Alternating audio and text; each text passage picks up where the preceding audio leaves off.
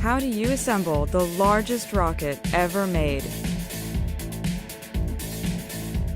With very, very large cranes.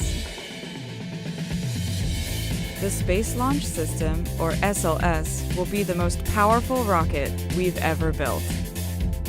The fueled-up core stage weighs around 2.3 million pounds and measures 212 feet long. That's taller than the Leaning Tower of Pisa. We're getting ready for the countdown to send SLS into space. We have only one shot to get everything stacked up right. Here we are in High Bay 3 of the Vehicle Assembly Building. This is where the magic happens. Our crane operators are specially trained to handle loads as enormously important as SLS. Some even helped assemble the original space shuttle.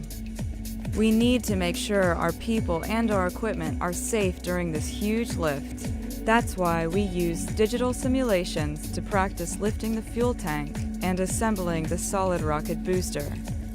Then we will use a replica of the tank to practice the lift before the real deal. Our crane operators perch at the very top of the high bay to coordinate the lift, so you better not be scared of heights.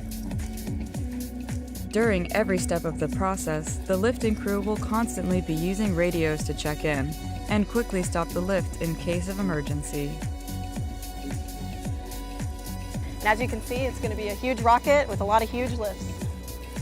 When the dress rehearsal is over, it will finally be time to stack the actual rocket.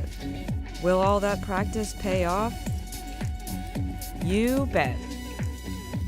And when the SLS is fully assembled, we'll be one step closer to our Exploration Mission 1 launch in 2020.